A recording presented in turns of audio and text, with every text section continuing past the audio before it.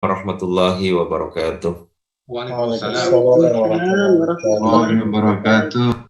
Nahmaduka ya man awdahta lana subulal hidayah wajahta lana an basairina gishawatal giwayah wa nusalli wa nusallimu ala man arsaltahu syahidan wa mubashiran wa nadhiran wa da'iyan ilallahi bi'idnihi wa sirajan munira amma ba'd. Allahumma salli ala sayyidina Muhammad wa ala alihi wa ashabihi ajma'in. Mudah-mudahan Allah Subhanahu wa Ta'ala di pagi ini, di hari ini akan memberikan tambahan nikmat, berbagai nikmat yang insya Allah nikmat-nikmat Allah ini akan menjadikan kita istiqamah dalam beribadah kepada Allah Subhanahu wa Ta'ala. Bapak Ibu yang dirahmati Allah, yang kami muliakan, Prof. Nadra, pimpinan Basnas, dan Bapak Ibu sekalian, Majelis Ilmu pada pagi hari ini, saya mencoba untuk sharing, memberikan beberapa informasi terkait dengan tema pagi hari ini, yaitu berkaitan dengan kiat sukses fundraising badan. Jadi alhamdulillah pada tahun ini di 2023 di Basnas Republik Indonesia lebih memberikan dari sisi kedeputian 1 untuk pengumpulan.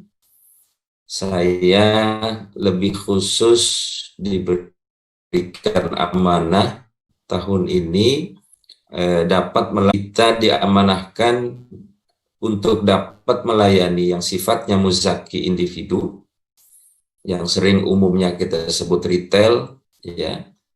Kemudian juga ada muzaki badan.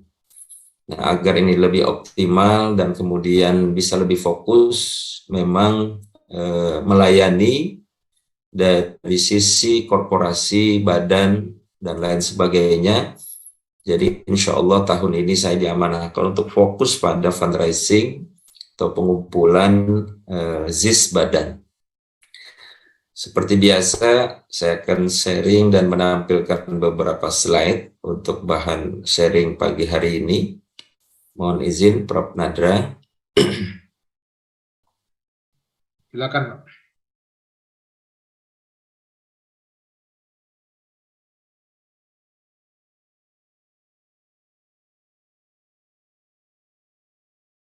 Bismillahirrahmanirrahim. Jadi tema kita Majelis Ilmu pada pagi hari ini adalah kiat sukses fundraising zakat badan.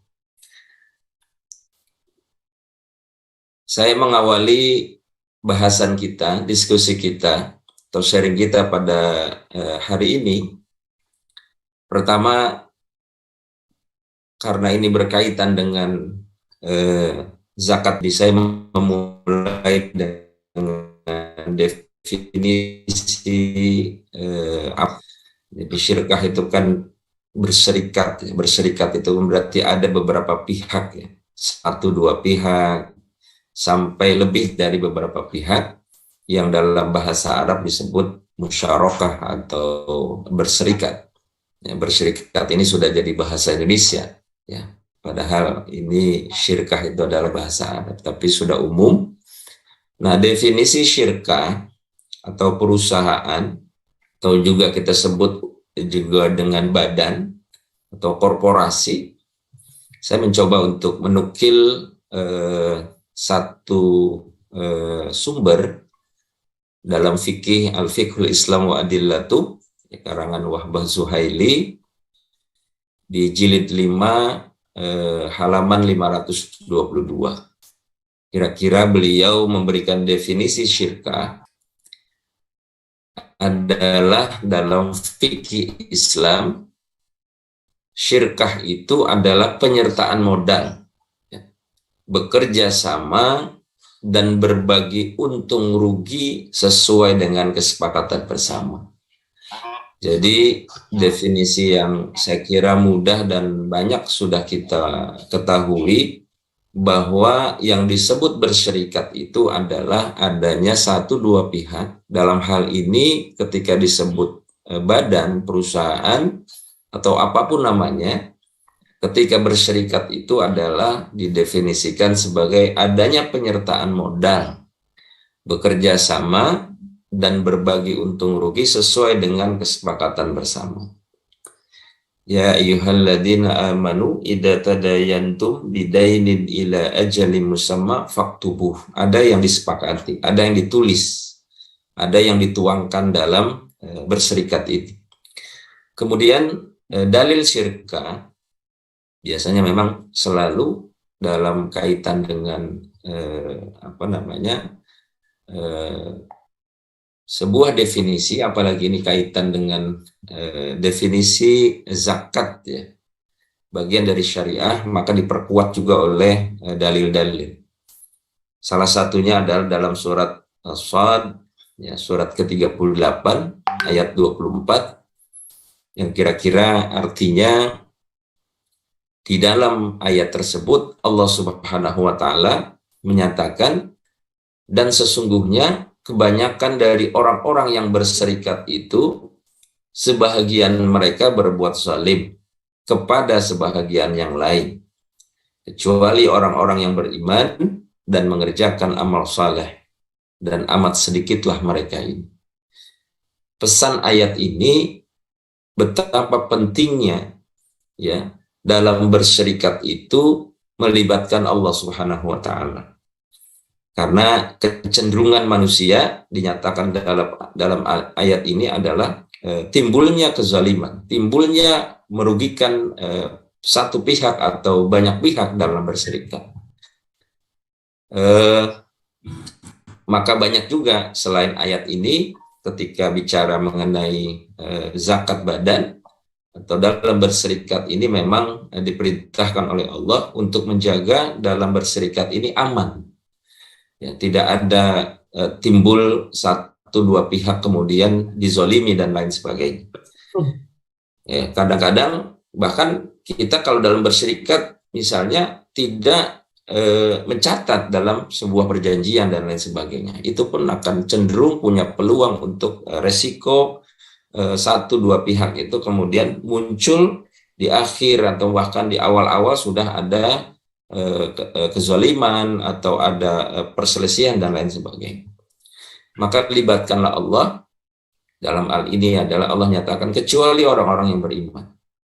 Artinya dalam berserikat itu hadir sebuah posisi bahwa pentingnya dalam berserikat yang melibatkan Allah Subhanahu wa taala, dan sangat sedikit orang yang kemudian melakukan ini kata Allah. Maka itu muncullah kemudian di akhir-akhir dalam berserikat bubar ya, karena perselisihan, karena tidak ada kesepakatan yang akhirnya kemudian tidak berlangsung panjang dalam berserikat.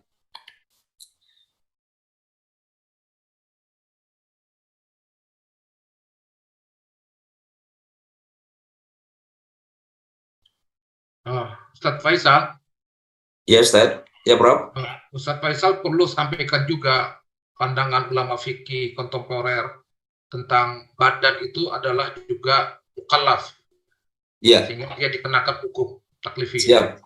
Siap, Prof. Termasuk nanti ada slide itu yang akan saya tampilkan, akan saya sharing dalam kajian ini. Siap. Baik. Seperti tadi saya sampaikan dalam regulasi perundangan kita, ya, Undang-Undang Zakat nomor 23 tahun 2011.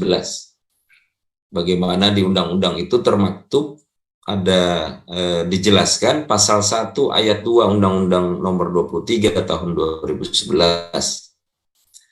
bahwa yang disebut zakat itu adalah harta yang wajib dikeluarkan oleh seorang muslim atau badan usaha, ya. Maka ini ada klasifikasi melayani muzaki perorangan dan juga muzaki badan untuk diberikan kepada yang berhak menerimanya sesuai dengan syariat Islam. Artinya bab zakat itu selalu di state bagaimana mengumpulkan dan juga bagaimana menyalurkan. Jadi di undang-undang kita ini nomor 23 tahun 2011 khususnya pada pasal 1 ayat 2 jelas bahwa memang zakat badan itu ya itu memang sebagai amanah yang kemudian ini masih sedikit, ya, masih banyak orang yang kemudian masih fokus pada zakat individu.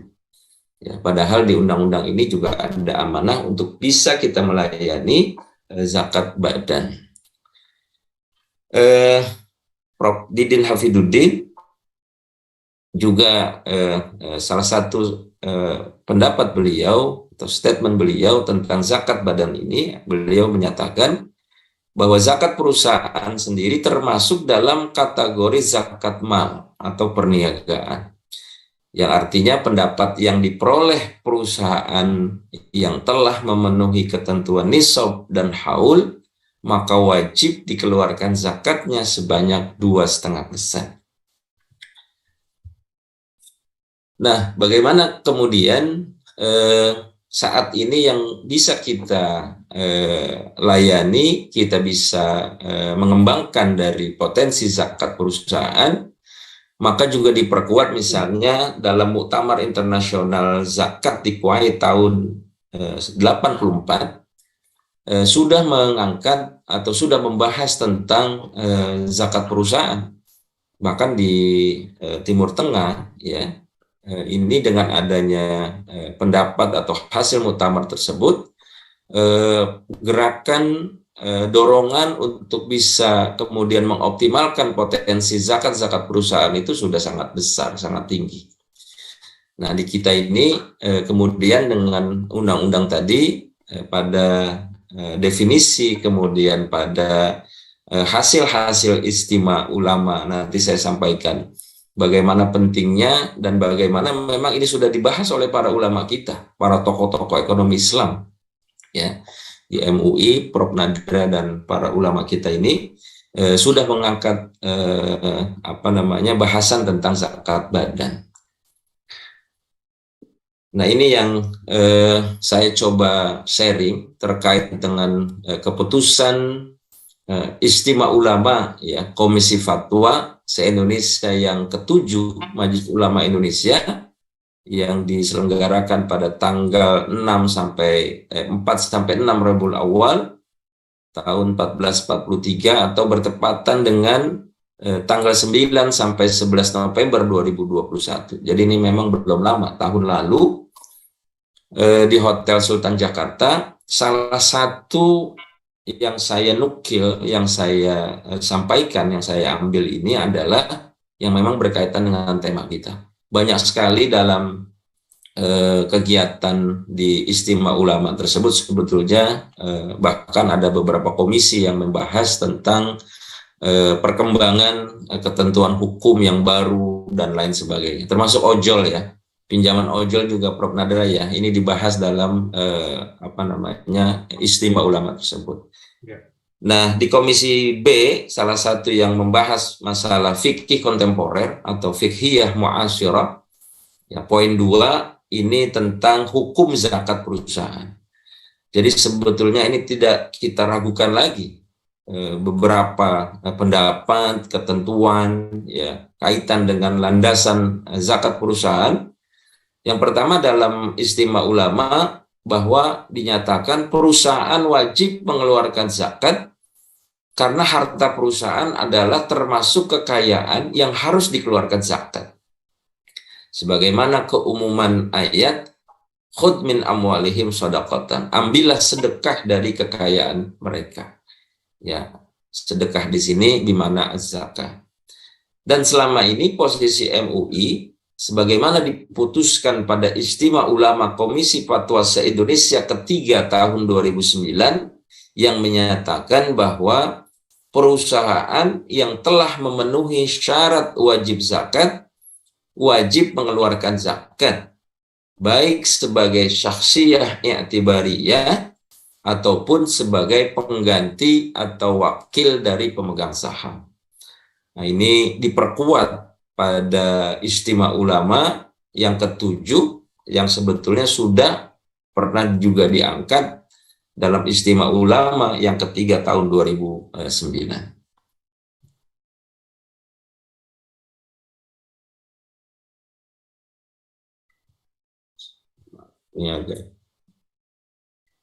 Nah, di dalam ketentuan hukum yang kaitan poin C ya, yang berkaitan tadi istimewa ulama pada bahasan zakat perusahaan, ini ada 5 poin yang kemudian menjadi penguat dari hasil istimewa ulama tersebut. Pertama, secara ketentuan hukum, bahwa kekayaan perusahaan yang memenuhi ketentuan zakat wajib dikeluarkan zakat.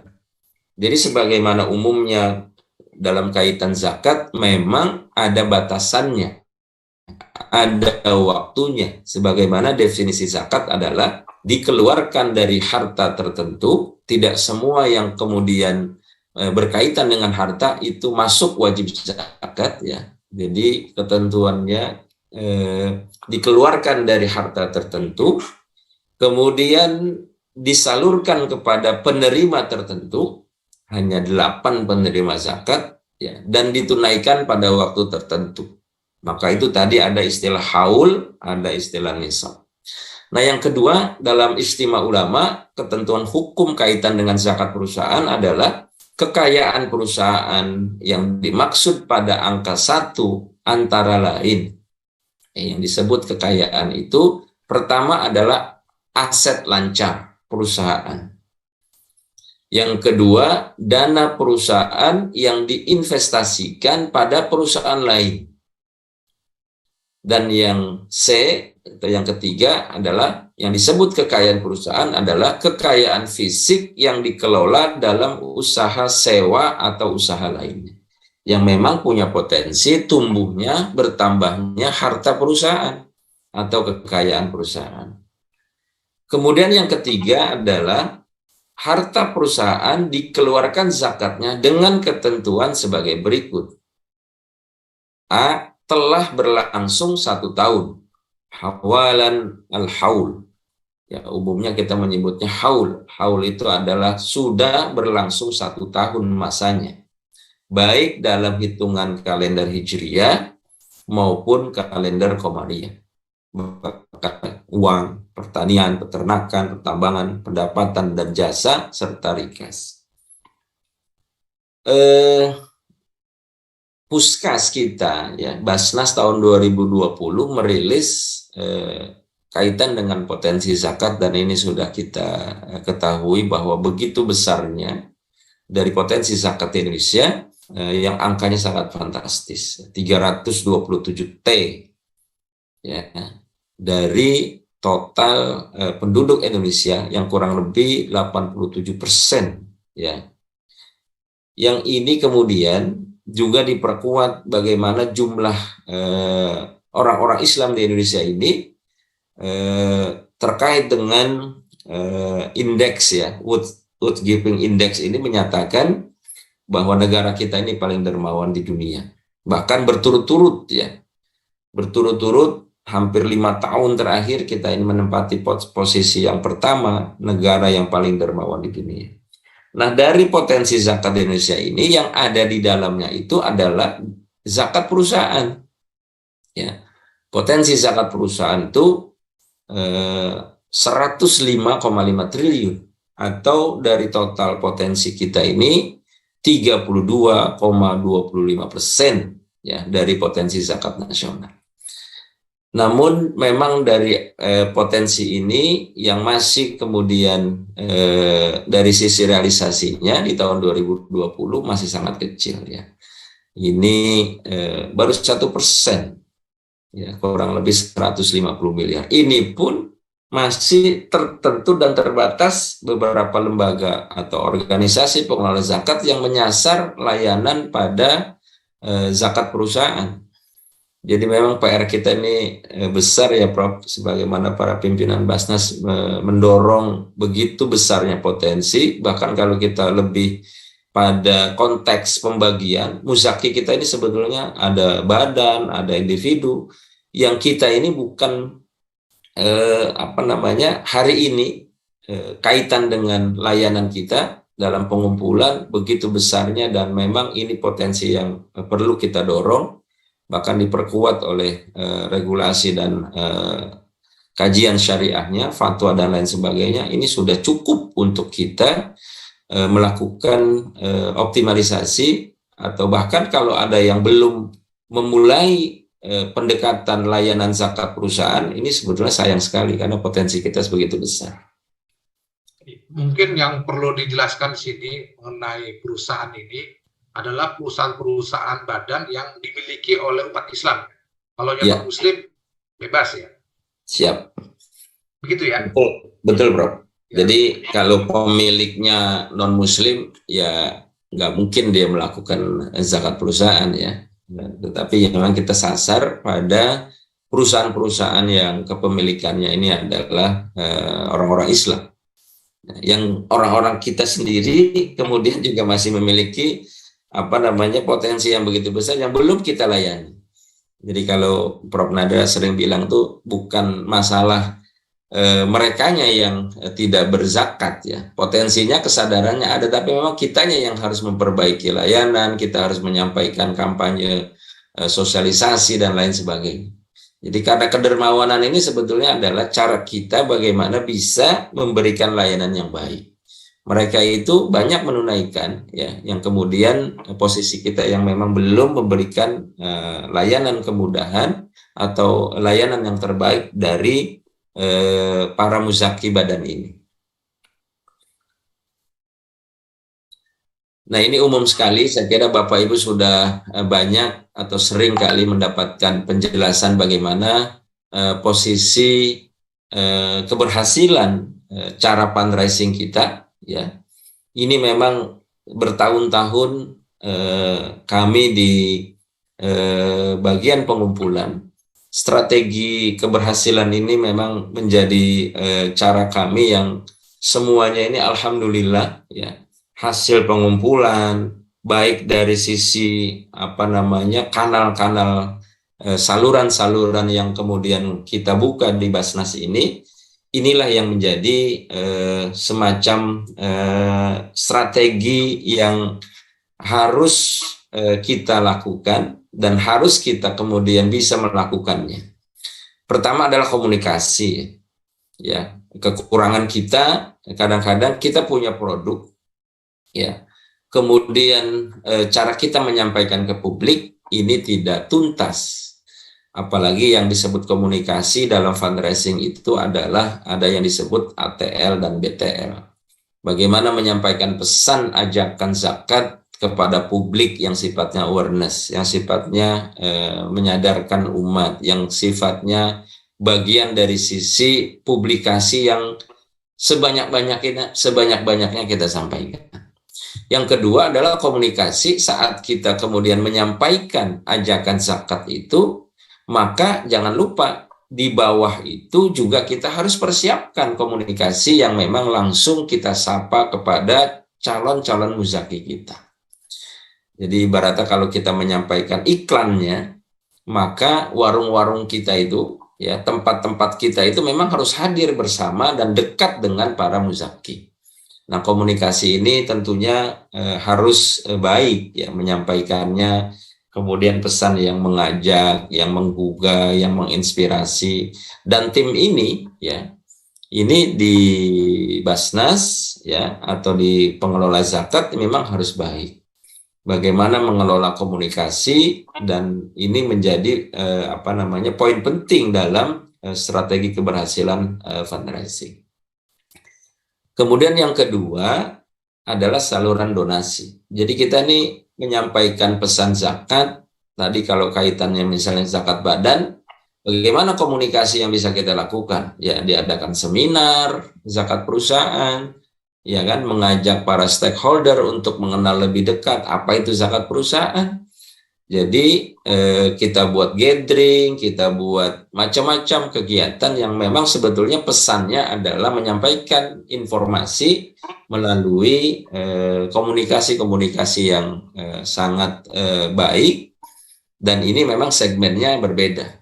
Jadi kalau retail, individu itu kan umum, tapi kalau zakat badan ya berarti kemudian di daerah kita, di tempat-tempat kita menyampaikan pesan itu melalui event dan lain sebagainya.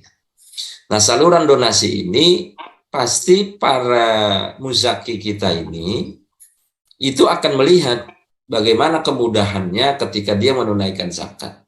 Ya, biasanya pendekatan dari saluran donasi ini ya seringnya karena ini korporasi bisa kita lakukan semacam jemput zakatnya, ya.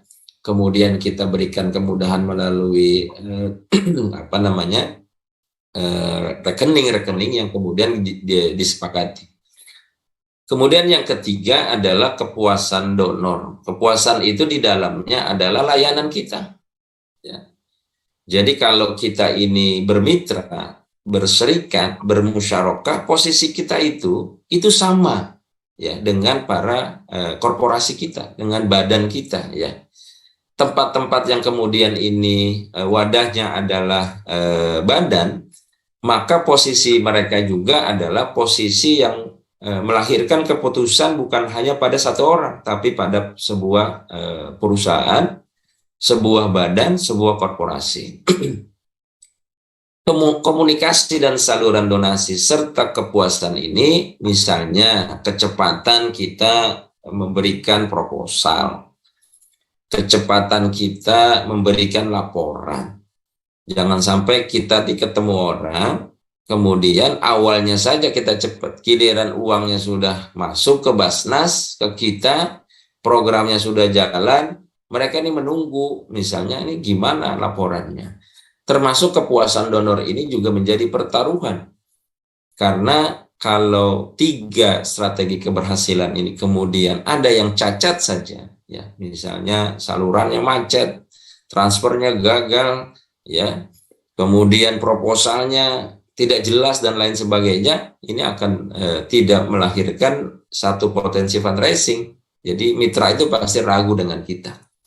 Maka yang disebut salah satu strategi keberhasilan yang umum ini yang kita lakukan di Basnas, ini adalah menjaga baiknya komunikasi, lancarnya saluran donasi, dan memberikan layanan yang baik, kepuasan kepada donor.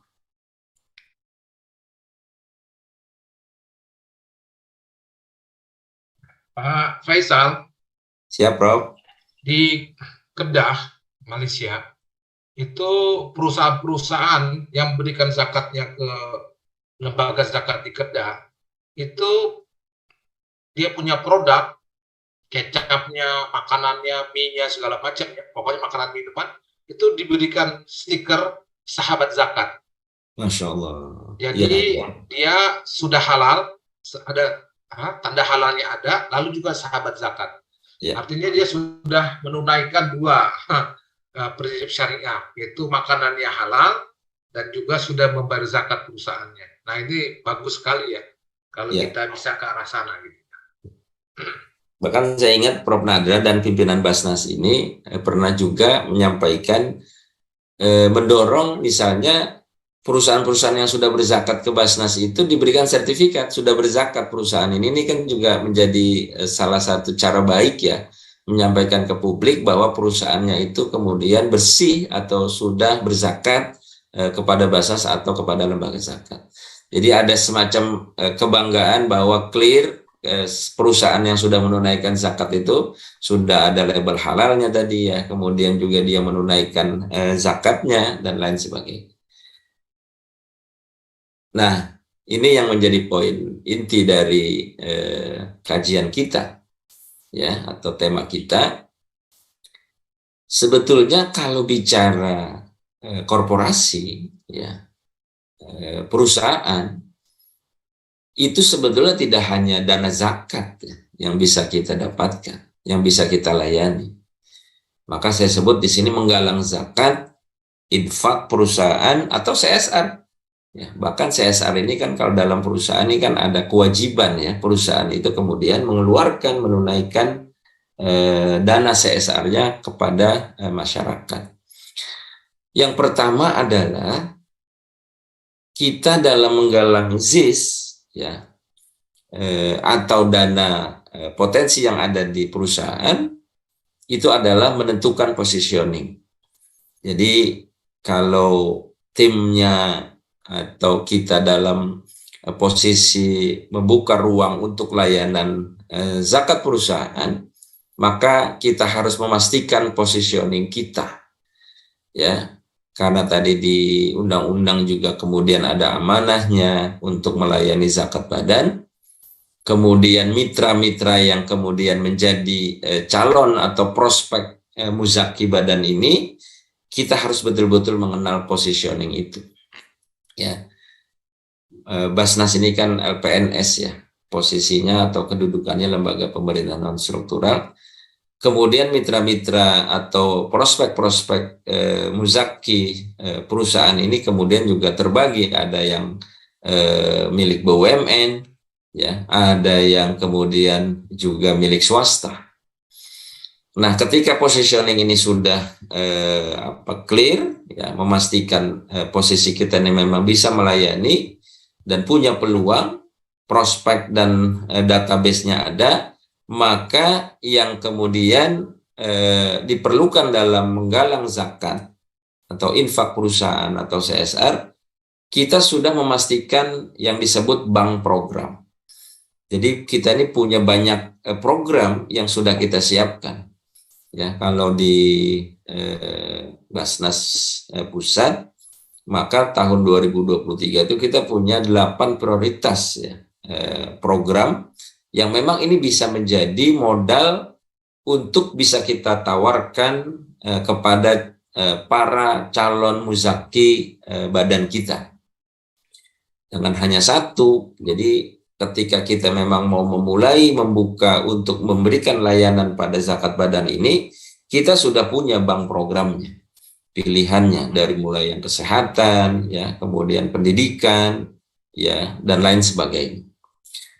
Nah, selanjutnya trik dalam hal kita bisa melayani peluang fundraising zakat badan, yang ketiga adalah data prospecting. Memang harus rajin, harus punya, kita punya bank program, tapi nggak punya data yang akan kita prospek. Nah, itu kan pasti akan ada kesulitan. Kita tidak bisa membuka ruang, penawaran, dan lain sebagainya. Nah, data prospek ini harus memang clear datanya. Ya, misalnya kalau di daerah berarti kaitan dengan perusahaan-perusahaan itu kan ada BUMD-nya, ya, kemudian ada swastanya dan lain sebagainya. Nah, data prospek ini harus dicari, ya, dengan data-data. Kalau di perusahaan atau saat ini agak mudah untuk kita bisa mencari. Nah, misalnya Basnas Pusat, ya, tahun 2022 yang lalu kita ini punya data sampai data-data yang lebih dari 1.000 perusahaan yang kita prospek. Maka nanti dari data prospek inilah yang kemudian kita saring, ya. Kita saring, kita seleksi, kita verifikasi, yang memang nanti pada tahap selanjutnya adalah upaya kita untuk menyampaikan penawaran berupa surat, berupa proposal, bahkan pendekatan yang kaitan dengan korporasi ini memang di awal harus formal karena sifatnya adalah badan, sifatnya adalah perusahaan.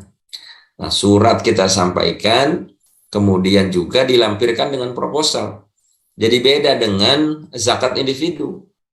Zakat individu itu biasanya kita menyampaikan melalui surat sudah cukup, ya, sudah cukup, kita sapa, kita sampaikan, kita ajak, ya, dan lain sebagainya. Tapi kalau korporasi memang surat juga plus proposal, bahkan proposal ini menjadi satu keharusan. Kalau hanya surat, proposalnya nggak ada, ya perusahaan juga sulit untuk menerima kita. Apa yang diajukan ini kemudian tidak ada penjelasan dalam bentuk proposal. Nah, kecakapan kita juga dalam menggalang zakat perusahaan atau zakat badan ini juga kita lanjutkan dengan yang namanya proses presentasi, negosiasi, dan closing. Artinya proses ini juga menjadi penentu, ya, dalam proses kita memberikan tawaran kepada sebuah perusahaan. Meyakinkan itu juga akan menjadi hal yang penting pada saat kita menyampaikan presentasi. Jadi proposalnya juga harus jelas. ya proposalnya harus jelas, jangan sampai kemudian dibaca oleh owner atau oleh direksi yang memberikan keputusan, kemudian presentasinya juga harus baik, ya. Dan bahkan dalam proses negosiasi ini kita sudah bisa memprediksi apakah proposal kita ini bisa diterima oleh mitra kita, ya, ataukah kemudian mitra tidak tertarik dengan proposal kita. Makanya penting sejak proses awal ini menyeleksi program, menyeleksi data, bagaimana menjadikan satu proposal yang baik, ya. Dari lihat judulnya aja orang sudah tertarik. Ya, jangan sampai nanti proposal kita ketika disampaikan baru dibaca saja oleh perusahaan, orang udah nggak tertarik. Yaitu kemudian yang sering kita nyampaikan proposal setelah dibaca judulnya karena tidak tertarik, desainnya tidak bagus, kata-kata atau bahasanya tidak memberikan dorongan supaya dia bisa membuka proposal, ya makanya biasanya ditaruh di laci atau disampaikan kemudian ke stafnya untuk disimpan saja. Artinya tidak berkembang proposal kita. Nah, di presentasi ini juga dimungkinkan sekali ya cara kita untuk kita bisa mendapatkan keputusan. Jadi yang disebut meeting, ya, yang disebut meeting itu adalah mendapatkan keputusan. Closing itu kan bisa dua hasilnya. Bisa kita diterima, bisa kita ditolak. Jangan sampai kita menyampaikan proposal kepada perusahaan digantung, nggak jelas ini ditolak atau diterima proposal kita. Jadi pastikan yang disebut pertemuan, meeting, dan lain sebagainya, kita sampai kepada orang yang memberikan keputusan. Ya, bisa saja surat masuk, proposal masuk, diterima oleh sekretarisnya direksi misalnya. Atau melalui, di bawah itu diterima melalui humas misalnya. Atau bagian yang lain. Berarti kan belum ada posisi yang bisa menentukan, karena itu baru melalui bawahannya. Nah, agenda-agenda meeting kita yang bisa kita kejar adalah ketemu dengan orang yang bisa memberikan keputusan. Jadi kalau misalnya, Pak besok diundang kita untuk presentasi proposal yang Bapak ajukan. Nah, itu harus disiapkan. Ya, siapa yang mempresentasikan, kemudian isi proposal uraian presentasi juga baik, tidak ngalor ngidul, nggak jelas, dan lain sebagainya. Bahkan ada istilah presentasi, durasi presentasi itu harus singkat dan bisa tersampaikan pesannya. Kalau sampai proses di sini kita sudah ketemu dengan orang yang tepat dan memberikan keputusan, kita sudah bisa memprediksi apakah proposal kita oke atau tidak. Kalau ini sudah ada jawaban closing, lanjut bahwa proposal kita diterima, maka jangan lupa proses selanjutnya adalah MOU atau PKS. Dokumen ini penting, ya, karena juga ini berkaitan dengan amanah Quran yang tadi saya bacakan ya, dalam surat Al-Baqarah itu. Wahai orang-orang yang beriman, kalau kamu punya perjanjian, tulis. Ya, faktubuh itu artinya memang Allah memerintahkan untuk kita menuangkan kesepakatan, berserikat. Ya, ada MOU atau PKS. Nah, ini tinggal situasional aja. Apakah dimulai dengan MOU atau bisa langsung PKS. Nah, di dalam ini posisi MOU karena ini adalah menyangkut kelembagaan Basnas, maka keputusan ini pun harus disetujui oleh pimpinan sampai kepada pleno pimpinan tertinggi. Bapak Ibu sebagai pimpinan Basnas, kalau ada bawahan punya kerjasama dengan pihak lain, ini dipastikan semua pimpinan harus menyetujui. Bahkan detailnya bisa dipresentasikan terlebih dahulu draft MOU dan PKS ini. Karena penting, ini menyangkut kelembagaan. Bagaimana misalnya kesepakatan programnya, kesepakatan biaya-biayanya, apa yang menjadi kewajiban, menjadi hak kedua belah pihak, dan lain sebagainya. Nah, ini harus masuk ke meja pimpinan, ya, PKS ini sebelum ditandatangani. Biasanya ini agak bolak-balik, tapi memang lebih baik kemudian kita memastikan semua dokumen ini lengkap dan tidak muncul potensi yang berkaitan dengan pelanggaran dan lain sebagainya. Nah, proses dalam menggalang dana zakat badan atau infak perusahaan atau CSR apapun namanya, kemudian biasanya kalau sudah ada PKS yang siap ditandatangani, maka ada yang disebut dengan pelaksanaan program, ya, kick off-nya. Jadi ada kita tawarkan semacam event simbolisasi. Ini penting, publikasi kepada masyarakat, ya. Kemudian kita bisa menyampaikan bahwa perusahaan ini saat ini sudah berzakat, atau kita punya kegiatan bersama dalam program-program keumatan, maka event simbolisasi ini juga penting kita buat. Memang kenapa ada marketing komunikasi? Kenapa ada promosi? Sebetulnya ini adalah cara kita untuk mengajak bahwa syiar dalam kaitan zakat atau infak atau sedekah apapun memang perlu kita syiarkan. Jadi event simbolisasi ini adalah syiar. Ya. Tapi Pak Ustadz Faisal, tapi juga bagi perusahaan ini menyenangkan bagi mereka. Karena kita memberikan publikasi itu promosi gratis bagi mereka. Ya. Jadi penting betul memang ini ya. Ya. Ya, sering yang Prof. Nadra ajarkan kepada kita, kepada kami di Basnas ini branding lah. Jadi mereka juga perlu branding untuk mengangkat bagaimana peran perusahaan ini juga penting sudah tadi berzakatnya gitu ya, atau memiliki program-program yang sifatnya sosial kemasyarakatan. Nah, proses selanjutnya kalau ini sudah kita lakukan, berarti kan program ini kita jalankan, kita jaga, kita sesuai dengan kesepakatan, sesuai dengan PKS kita. Maka kalau ini sudah terlaksana, ini juga menjadi wajib proses yang disebut pelaporan. Ya, kita ini kadang ada kelemahan tadi, seringkali udah dapat uangnya, ngelaporinnya bahkan sampai ditagih-tagih. Ini mana kemarin dana perusahaan kita yang kita titipkan gitu, kok belum ada laporan dan lain sebagainya.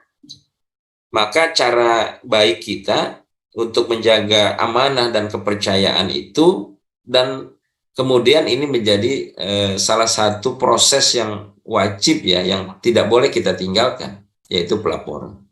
Nah, yang terakhir adalah reprospecting. Memang yang paling baik adalah ketika donor sudah bekerja sama dengan kita, itu yang paling baik adalah menawarkan kembali. Ya. Jadi data prospek itu nanti kalau kita sudah mulai bekerja sama dengan mitra, nanti dipisahkan. Nanti tersaring mana yang memang mitra ini memiliki kerjasama yang kemudian bisa kita lanjutkan. Ada yang baru, ada yang kemudian kita lanjutkan. Nah, kalau kita menjaga tadi dari sisi strategi tadi, komunikasinya baik, ya, kemudian salurannya baik, ya, kemudian ada layanan yang baik, ya, ada kepuasan donor, dengan proses-proses ini, insya Allah punya peluang besar yang kemudian mitra ini menjadi mitra yang loyal ya kepada kita. Makanya jangan sampai ini terlewat proses-proses yang kemudian ini menjadi cara kita yang sering kita lakukan kepada mitra-mitra korporasi.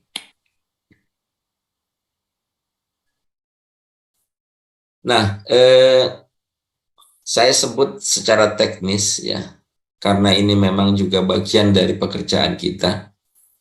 Ini skema kerja kita ya dalam membuat atau merealisasikan tadi poin-poin tadi itu.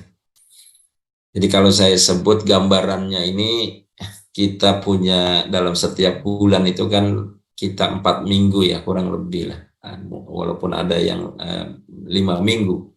Tapi kira-kira gambarannya seperti ini. Karena basisnya skema kerja ini kepada korporasi adalah bentuk proposal, maka kira-kira gambarannya seperti ini. Jadi kalau kita punya hitungan dalam 1 bulan, 4 pekan, maka kira-kira setiap 1 pekan itu itu kan ada 5 hari kerja ya, Senin sampai Jumat. Nah ini kami menuangkan sampai seperti ini supaya terpantau, supaya jelas, supaya terukur. Ya, pertama misalnya kaitan dengan tadi bank program itu ya, yang sudah kita siapkan dalam bentuk proposal, ya mereview proposal. Jadi kalau kita mau merencanakan proposal yang mau kita tawarkan, memang harus ada review proposal. Jadi ada orang yang memang bagian membuat proposal, ngedesainnya bagus, ya kemudian konten atau isi proposalnya juga jelas dan lain sebagainya. Jadi kalau hari pertama, ini H1 ini hari pertama, ya misalnya kita posisinya adalah mereview, dan ini harus punya timnya. Jadi kalau nggak ada timnya, nggak ada yang concern membuat ini, ya kita nggak jadi-jadi. Kita nggak akan punya satu tawaran kepada calon mitra kita. Jadi kalau misalnya kita buat satu hari ada buat 4 proposal atau buat 2 proposal, ya ini semua ada yang kaitannya dengan mencari database. Ya, ini biasanya ada bagian administrasi internal dan eksternal. Orang yang memang rajin mencari database prospek muzaki badan. Ya, misalnya kita mau ambil data perbankan syariah atau keuangan syariah. Nah, itu si bagian database ini sudah harus dapat. Ya, misalnya perusahaan swasta yang memang bisnisnya bisnis syariah gitu ya. Ini juga sudah kita ada. Jadi di hari pertama memang kaitan dengan yang mereview proposal, kemudian dia rajin tiap hari itu dia buat semacam ada data dari internal atau dari eksternal, kemudian dia siapkan. Oh, ini kayak cocoknya isu lingkungan nih. Perusahaan ini sukanya dengan program di bidang kemanusiaan, di bidang kesehatan, di bidang pertambangan atau yang lain, yang kaitannya memang bisa kita sampaikan tawaran proposal kita. Nah, hari kedua, ya kalau ini saya alurnya adalah database-nya itu ada 10 proposal singkat, ya. Maka hari kedua itu kita kalau sudah mengirim kepada perusahaan harus mengkonfirmasi apakah proposal kita sampai, ya bisa kita melalui jasa ya yang kita kirimkan melalui kurir atau kita antarkan. Tapi kalau proposal surat ini sudah kita sampaikan, hari kedua harus kita konfirmasi. Jangan-jangan surat kita itu nggak sampai, misalnya lewat pos, lewat jasa kurir, ternyata waktu kita melist database itu, perusahaan itu masih mencantumkan alamat lama. Ternyata sekarang perusahaan tersebut udah pindah. Itu kan kita yakin aja tuh udah terkirim, ya. Ternyata memang surat kita tidak sampai karena tadi ada alamat yang berubah. Kalau melalui kurir biasanya balik lagi kan. Jadi ini alamatnya tidak ditemukan dan lain sebagainya. Nah, bagian ini sejak awal sudah concern, oh ini sudah pindah. Mana pindahnya? Apakah misalnya jauh di luar daerah kita atau misalnya memang dekat? Ini kita update lagi. Jadi suratnya, bahkan kita seringkali menemukan perusahaan itu juga tidak mengupdate di websitenya itu ya, atau di lamannya yang kemudian itu misalnya di rootnya masih yang lama belum diupdate, ternyata sekarang di rootnya sudah berganti. Concern di sini ini sudah sangat proses awal dan ini sangat menentukan. Jadi jangan dikira hal-hal yang kecil seperti ini kemudian tidak berakibat kepada goals-nya, deal-nya, closing-nya proposal kita. Nah, kemudian hari ketiga, kalau sudah dipastikan ini kemudian surat kita diterima, proposal sudah diterima, maka ada upaya kita untuk mengkonfirmasi sekaligus untuk kita bisa meeting. Makanya yang menyampaikan ya orang-orang yang kemudian kepada korporasi ini komunikasinya harus baik, harus ngerti karena ini berkaitan dengan perusahaan atau badan. Di hari keempat kita masih ada posisi potensi yang kemudian proses ini biasanya ya Pak nanti meeting lagi dan lain sebagainya. Jadi karena proses-proses inilah yang kemudian kita mengikuti alur, dan memang biasanya seperti ini yang kemudian kita bisa lakukan dalam skema kerjanya.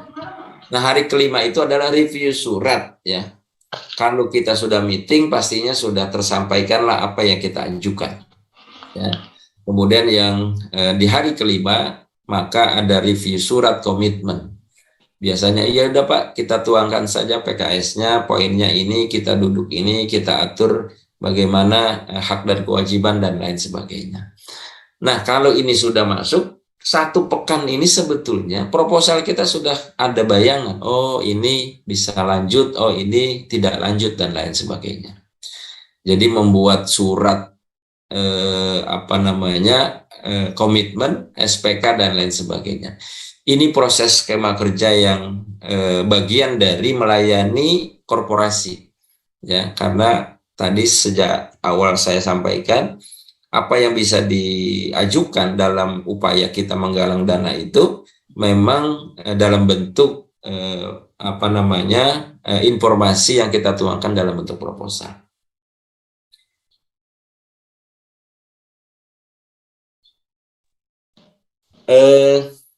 Saya menggambarkan sebetulnya dari slide ini, hubungan dengan korporasi itu atau badan itu paling tidak kita punya bentuk hubungan 3 hal ini. Pertama, misalnya saya sebut posisi kita itu kepada mitra, dimungkinkan hubungan kita itu adalah kita penerima.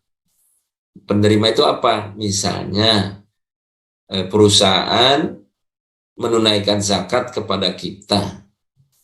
Di dalamnya uangnya dari perusahaan, penerima manfaatnya, uangnya dari perusahaan yang dititipkan ke Basnas, penerima manfaat program tersebut juga dari Basnas, maka bagian ini dimungkinkan kita ada kerjasama, posisi kita sebagai penerima program dari sebuah perusahaan. Yang kedua, posisi kita, hubungan kita itu bisa menjadi mitra. Mitra itu apa?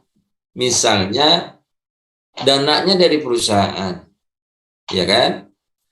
Disampaikan bahwa bisa nggak kemudian penerimanya itu bisa dari kami yang kami rekomendasikan, tapi mohon diseleksi karena kriteria penerima program ini kami tidak punya kapasitas.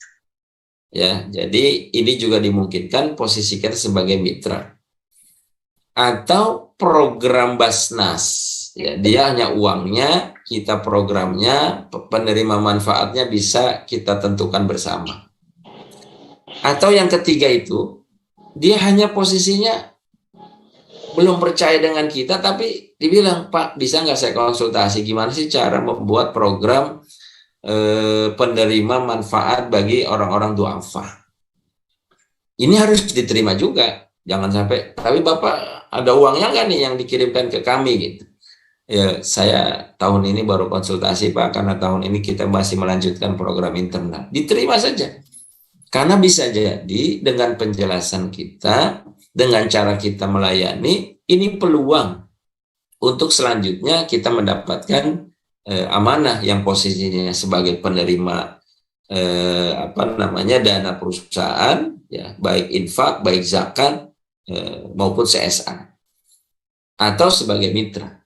Jadi sebetulnya cara dengan korporasi, dengan badan itu kita punya potensi yang insya Allah dengan cara melayani kita, proses-proses tadi yang kemudian kita bisa jalankan, ini menjadikan kemitraan kita terjaga dengan baik.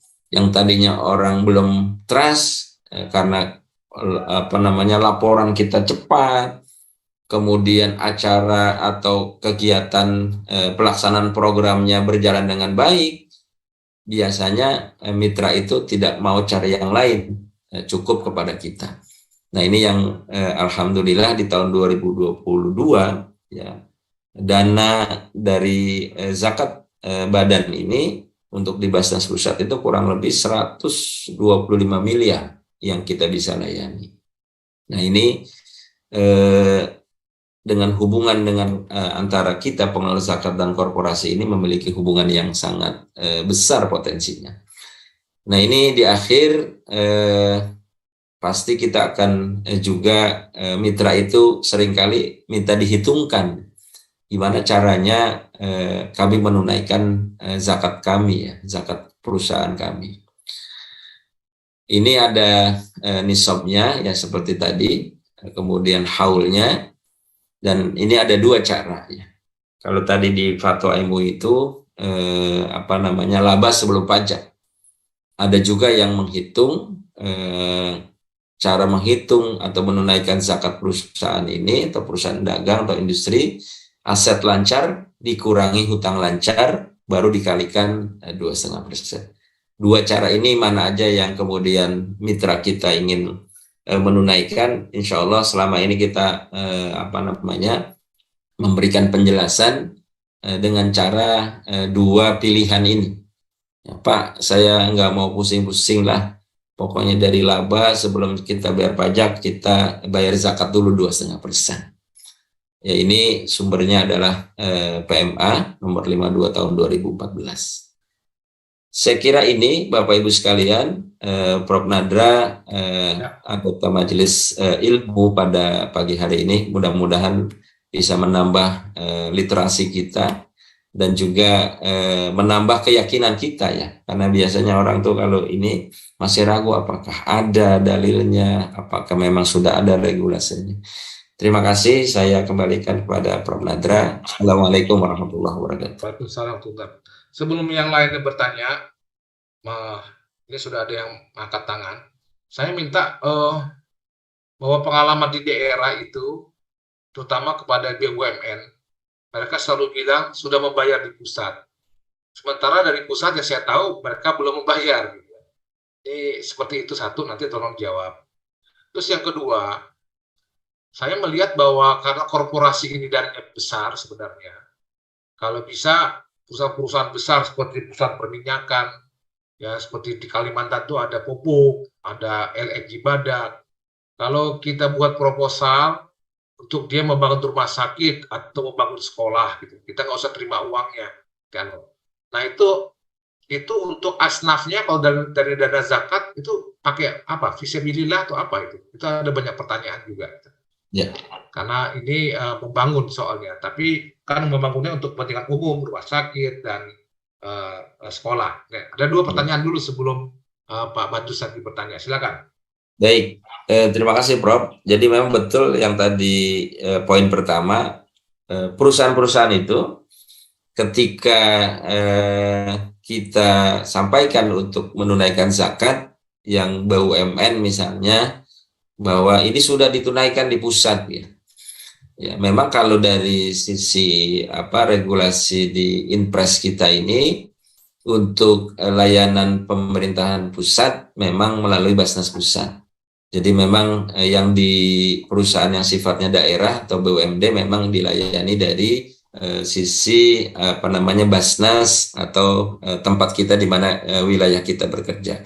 Tapi sebetulnya kaitan dengan, kalau tadi kan isunya itu isu pengumpulan ya. Tapi sebetulnya teman-teman di daerah juga bisa mengajukan yang sifatnya isu penyaluran. Jadi boleh jadi misalnya mereka menunaikan zakatnya sudah ke pusat, tapi mereka kan bisnisnya di daerah kita Pak gitu ya. Sangat logis kemudian tempat kami, lingkungan kami juga bisa mendapatkan manfaat dari bisnisnya mereka. Nah ini yang kemudian bisa kita lakukan pendekatan melalui penyalurannya. Ya, dana penyaluran itu kan bebas. Kalau kemudian misalnya perusahaan mengumpulin dicatatnya di Basnas Pusat, tapi kan nyalurinnya bisa di daerah karena kemudian dengan alasan cabang-cabang perusahaan mereka ya atau perwakilan-perwakilan perusahaan mereka itu ada di daerah kita. Dan ini sangat bisa kita mungkinkan Prof. Nadra kaitan dengan penyalurannya. Ya, ini kan Pusat Faisal kan ada dua kalau ada perusahaan itu. Satu karyawannya berzakat ya, satu perusahaannya kan. Betul. Nah, apakah kalau yang BUMN di daerah itu karyawannya itu boleh dana zakatnya diambil dari daerah? Mungkin itu pertanyaan-pertanyaan teman-teman daerah. Ya, karena tadi kaitan dengan perusahaan itu dua potensinya, ya, ada zakat badannya, ada zakat karyawannya. Memang di data Puskas, Prof. Nadra, Ustadz Hasbi itu juga mengurai setiap perusahaan juga dihitung potensi zakat karyawannya. Nah, zakat karyawan itu kan sebetulnya itu masuk kepada zakat individu. Zakat individu. Jadi memang kita punya pencatatan dua. Kalau satu perusahaan ini kemudian dua-duanya ditunaikan, zakat karyawannya kemudian juga dibayarkan atau ditunaikan, maka zakat yang sifatnya individu itu kalau informasi yang selama ini beberapa perusahaan katanya sudah zakat ke Basnas, belum juga 100% sebetulnya ya, Prof. Nadra. Jadi ternyata misalnya BRI ya, BRI itu kan belum menunaikan zakatnya kepada Basnas. Bahwa ya PLN dan lain sebagainya. Memang banyak dengan alasan-alasan yang kemudian menjadikan mereka menolak ya. Padahal kemudian sebetulnya data realnya juga kita di pusat masih mengupayakan semuanya bisa kita layani dengan baik. Tapi dari kalau sifatnya BUMN memang di Inpres ini baik karyawan maupun badan ditunaikannya melalui Basnas Pusat. Nah, bahwa tadi ada yang bisa kita kembalikan untuk penyaluran, insya Allah juga bisa kita lakukan, bisa kita komunikasikan. Ya. Nah, kemudian artinya Basnas Pusat tidak keberatan kalau ada perusahaan yang besar dari BUMN di satu daerah, nanti pendistribusiannya atau pemanfaatan di daerah tersebut nggak betul, betul, Bro. Karena banyak juga BUMN yang justru besarnya di daerah, ya perusahaan-perusahaan yang ada di daerah. Ya. Baik. Mohon izin yang kedua saya terlewat tadi, Prof. Itu mengenai masalah perusahaan membangun rumah sakit atau membangun sekolah itu asnafnya mana masuknya? Ya. Jadi kalau program atau dana yang kemudian ditunaikan dari zakat perusahaan terkait dengan asnafnya, sebetulnya 88 asnafnya juga bisa menerima sebetulnya, karena yang ditunaikan dari zakat itu Allah Subhanahu wa taala menjelaskan bahwa 8 asnaf itu adalah yang berhak, ya.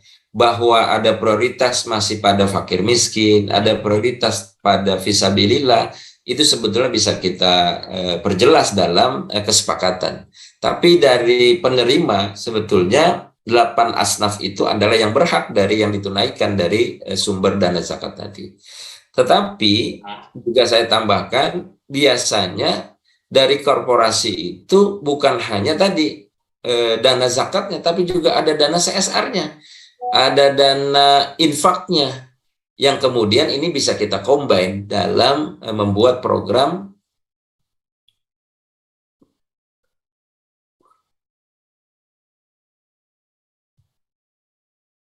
Nah, signalnya buruk ini. Iya. Iya, mohon maaf. Jadi ini ada potensi. Jadi kita ini juga tidak terjebak atau terbatas melihat potensi dari perusahaan itu hanya zakatnya saja. Contoh misalnya rumah sakit.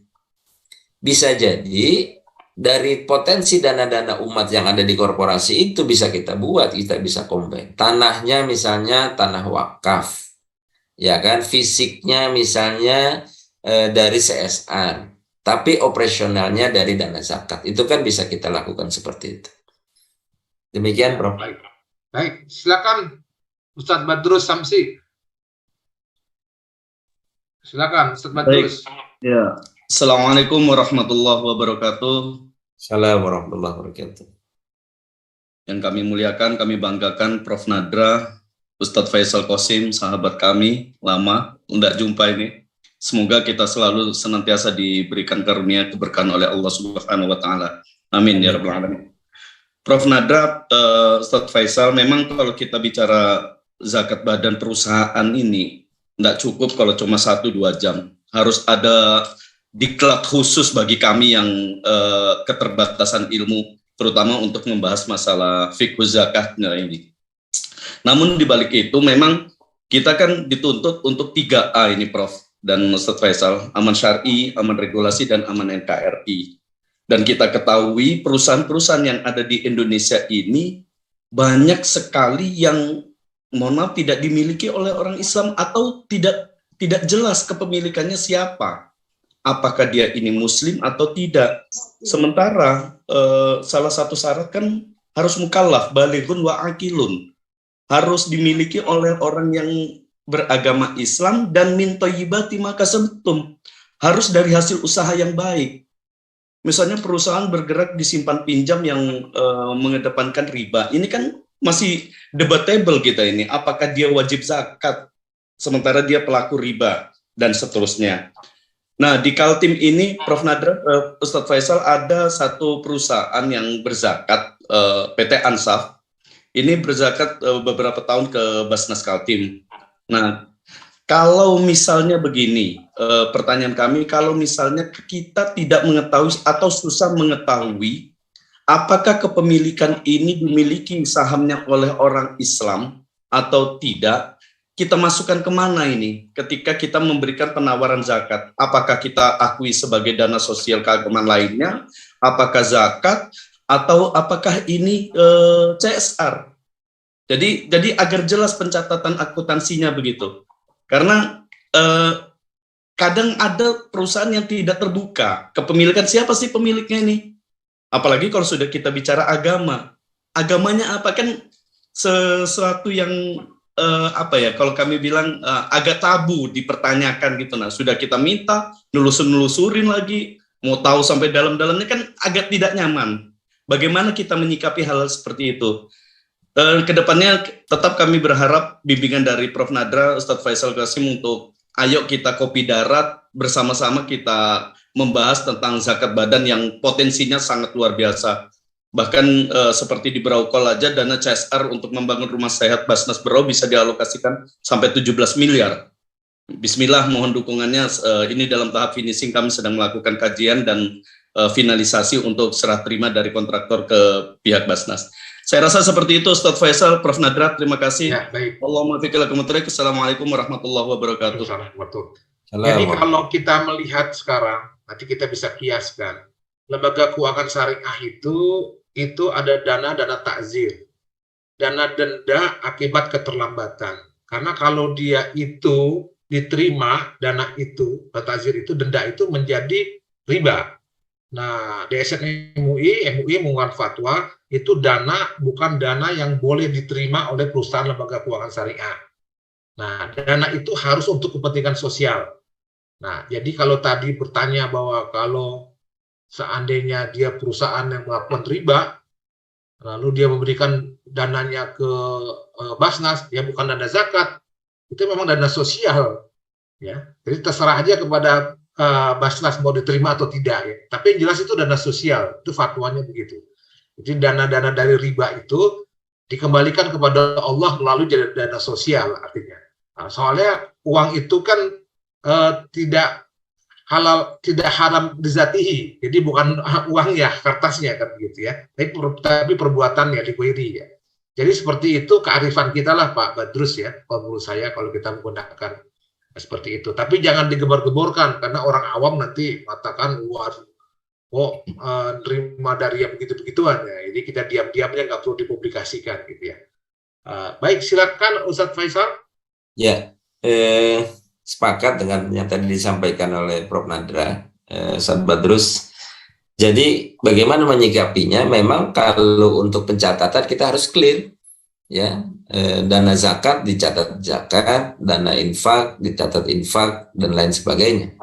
Ya, memang kalau kaitan dengan keraguan kita, ya, kepastian misalnya perusahaan ini sebetulnya pemiliknya siapa, itu lebih aman kita mencatatnya dengan catatan infak. Jadi, ya kalau infak itu kan kemudian bisa lebih aman lah, karena ketika disebut zakat ya kita terikat dengan bagaimana penyaluran dan aturan-aturan dalam zakat.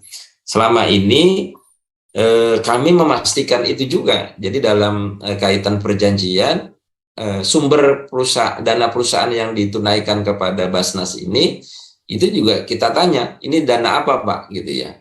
Kayak tadi misalnya dana takzir, dana denda ya, kami menyalurkan untuk program tertentu, ya kita catat sebagai DSKL, dana sosial. Kalau zakat, ya kemudian kita juga memastikan itu. Dan ini clear, semua memang betul-betul kita pencatatan dalam RKAT itu pun kan kita buat semacam perencanaan pengumpulan sumber dana dari mulai zakat, infak terikat, ya, dan lain sebagainya, karena memang kita betul-betul memang harus aman syar'i. Dan ini diperkuat oleh PSAK 109. Jadi kalau sumber dananya kemudian bercampur ya pencatatannya, ya nanti jadi repot ketika kita melaporkan, mempertanggungjawabkan dan lain sebagainya. CSR malah justru lebih ini lagi, Ustaz Badrus, lebih clear ya. Karena sekarang juga di perusahaan itu ada namanya TJSL, ya, program tanggung jawab sosial. Ya, dulu ada namanya PKBL ya, kita ingat itu, tapi sekarang istilahnya ada TJSL. Nah, ini kita catat sebagai donasi saja, atau kita catat sebagai infak ya, yang memang sumbernya lebih umum dan kita lebih clear. Mudah-mudahan di Kalimantan Timur nih Brokol ini bisa lebih cepat. Di PSAK itu ada juga dana hibah nggak? Ada, Bro. Ada. Ya, artinya kita bisa menerima hibah juga kan? Betul. Kita bisa mencatat itu. Ya. Baik. Selanjutnya ada permintaan ini dari teman kita dari Jatim. Contoh proposal kalau bisa di-share kepada BUMN Holding ya. Juga minta kalau ada sertifikat kepada badan itu seperti apa bentuknya gitu ya. Terus ini yang saya nggak tahu nih, durasi video public speaking fundraiser Basnas Indonesia. Apa kita punya ada video public speaking fundraiser? Ya. Baik, selanjutnya ya ini permintaan kedua lagi juga minta bentuk proposalnya sebagai contoh ya. Karena ini membuat proposal bukan mudah ya, oleh itu mereka minta contohnya. Nah, ini tolong dikirim Pak Anang katanya. Tolong juga absen kalau mau dikirim. Lalu ya itu mungkin pertama ada meminta proposal sebagai apa. Yang kedua kalau ada sertifikat yang ucapan terima kasih kepada perusahaan atau badan yang memberikan zakatnya seperti apa. Lalu juga minta PowerPoint ini itu asal mengabsen pasti dikasih. Lalu kalau ada durasi video public speaking fundraiser Basnas RI kalau bisa di-share juga. Silakan Pak Faisal. Baik, terima kasih. Untuk contoh proposal memang dengan waktu yang sangat terbatas. Sebetulnya kalau lebih khusus tadi yang disampaikan Ustaz Badrus, kita bisa membedah ya contoh-contoh proposal itu yang kemudian bisa menjadi standar bagi perusahaan. Kemudian termasuk urutan itu juga ada aturan mainnya tuh. Mana dulu yang kemudian bisa kita sampaikan melalui informasi di proposal. Ya, karena waktu terbatas dan kita punya satu kegiatan misalnya khusus untuk kajian atau diskusi mengenai cara menyusun proposal untuk korporasi dan lain sebagainya. Memang ini ada ilmunya, ada standarnya. Kemudian juga kalau untuk contoh sertifikat sebetulnya ada dua ya yang bisa kita sampaikan. Pertama, sertifikat yang dalam bentuk BSZ. Jadi bukti store zakat itu mereka itu biasanya kita cetak besar, kita ukuran untuk di figura, karena itu memang menjadi satu informasi yang baik bagi perusahaan ya, bahwa kami ini sudah menunaikan zakatnya, atau sertifikat yang ditandatangani oleh pimpinan. Jadi ucapan terima kasih atas penunaian zakat perusahaan X gitu ya, tahun 2023 misalnya tahun ini. Dan itu ada contohnya, nanti di luar ini akan saya kirimkan contoh beberapa ucapan kepada mitra kaitan dengan sertifikat atau piagam. Nah, jadi karena keterbatasan waktu juga, saya juga sebenarnya ingin mendalami beberapa poin ya dalam presentasi tadi. Tapi nanti akan kita kirimkan bahan ini kepada teman-teman karena ini adalah kaitan dengan pengajian ya majelis ilmu. Saya kira nanti bisa dikembangkan ya. Bahkan saya ingin kalau ada contoh baik dari teman-teman yang sudah menjalankan layanan zakat badan mungkin bisa sharing kira-kira kesulitannya itu apa, di mana dan lain sebagainya. Jadi ini bisa menjadi tempat kita untuk sharing dan berdiskusi. Saya kira ini Prof. Nadra. Terima kasih. Ya, baik. Masih ada lagi yang ingin bertanya langsung? Satu orang? Assalamualaikum. Waalaikumsalam. Silakan. Ini terakhir. Terima kasih Prof. Nadra. Assalamualaikum warahmatullahi wabarakatuh. Waalaikumsalam warahmatullahi wabarakatuh. Perkenalkan saya Arif Ramdhani dari Basnas Kota Bandung. Insyaallah. Iya. Ketika kita sosialisasi tentang zakat perusahaan, sering ada pertanyaan terkait dengan fikih. Jadi kalau kita mengambil zakat perusahaan, berarti itu kan zakat dari akumulasi ya, akumulasi pemilik perusahaan ya. Yeah. Nah, kemudian juga individu pemilik perusahaannya juga kena zakat begitu dari penghasilannya ya. Yeah. Gitu. Nah itu yang sering ditanyakan berarti dia secara individu sebagai pemilik perusahaan ada kewajiban berzakat individunya, ya. Kemudian secara akumulasi perusahaan kena zakat juga, gitu. Nah, kira-kira bagaimana penjelasannya, Ustadz Qasim? Terima kasih. Ya. Baik, Pak Arif. Ini terakhir nih Pak Hamid. Nih. Kalau nggak dikasih nanti saya dimarahin dengan beliau. Silakan, Pak Hamid. Terima kasih, Prof. Jadi memang paparannya waduh menarik sekali. Cuman sedikit aja nih Pak. Ya, silakan. Nadra, menyangkut tadi akan disampaikan beberapa contoh. Ini kalau berkenan dan diizinkan. Karena kalau kami ke perusahaan itu jadi bingung. Yang dimaksud ini apakah Basnas Pusat yang sudah menerima mengambilnya atau pusatnya mereka, misalnya PLN di pusat begitu. Jadi kalau nanti berkenan misalnya supaya kami ada dua hal kan tadi, satu korporasinya, dua individunya. Jadi kalau enggak artinya kita bisa bincang bagaimana kalau individunya. Jadi untuk itu kira-kira ini mohon berkenan Basnas Pusat kalau ada gitu, kita diberi data yang sudah ditarik oleh pusat tuh mana-mana saja sehingga kita bisa mengambil kalau gitu arahnya ke individunya. Itu saja Prof. Terima kasih. Ya baik, makasih. Silakan Pak Faisal. Ini orang Lampung ini mau nego sama pusatnya. Silakan. Ya, baik.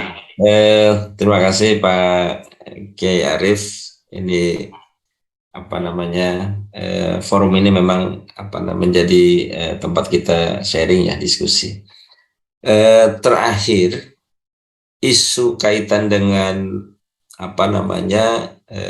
menunaikan zakat dari sisi badan maupun pemilik, bahkan kemarin berkembang tahun 2022 itu ada inisiasi Prof. Nadra bahwa kalau pemegang sahamnya itu bercampur dengan yang muslim, itu yang non muslim itu tidak dihitung hartanya, menunaikan zakatnya itu dikeluarkan. Jadi pemegang sahamnya hanya pemegang saham yang muslim. Sampai ada yang saya ingat Prof. Kamarudin Hidayat itu juga berpendapat, jadi kalau misalnya ada 10 orang ya, ada non muslimnya pemegang sahamnya itu adalah 2, ketika dividen itu dihitung jadi dividen yang hanya 8 orang ini saja, supaya memang kalau kaitan hitungan zakatnya itu kan sumbernya memang dari pemegang saham, modal yang kemudian laba yang didapatkan itu dihitung. Sampai ada yang kemudian menghitungnya seperti itu Pak Ustadz Arif. Tetapi yang tadi juga poin, apakah yang zakat perusahaannya sudah ditunaikan, maka zakat individunya itu tidak lagi menunaikan zakat. tinggal dihitung sumbernya. Kalau owner itu hanya usahanya itu saja, tidak ada pendapatan lain, dan dihitungnya dari perhitungan zakat badan yang sumbernya dari owner tadi, ada dua pendapat. Dia tidak menunaikan zakat lagi, karena sudah ditunaikan dari usahanya tadi. Karena zakat malnya itu, karena zakat perusahaan termasuk zakat mal, dan si owner tadi itu hanya memiliki penghasilan yang satu dari perusahaan itu. Tapi kan kalau dia ini punya penghasilan yang lain, maka potensi hitungan zakatnya juga akan timbul. Selama kemudian pendapat yang pertama ini berpegang, ada yang kemudian tidak menunaikan zakat, karena yang waktu diskusi ini ada dua. Yang kedua, ya ditunaikan zakat lagi secara pribadinya, kalau tadi kan badannya. Padahal di dalam badan itu, di dalam korporasi itu adalah kumpulan dari orang. Ya, pendapat penghasilannya itu dihitung sudah akumulasi pada zakat yang ditunaikan pada zakat badan yang hasil dari dividen tadi.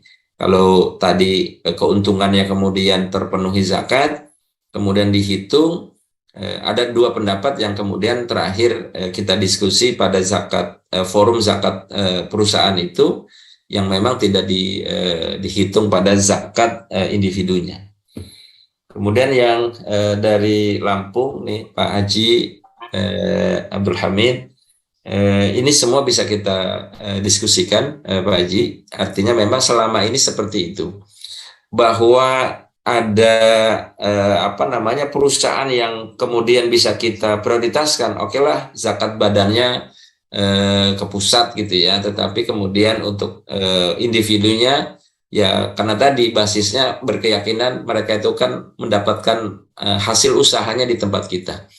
Jadi para karyawan yang bekerja itu kemudian bisa kita dorong ditunaikan melalui Basnas daerah.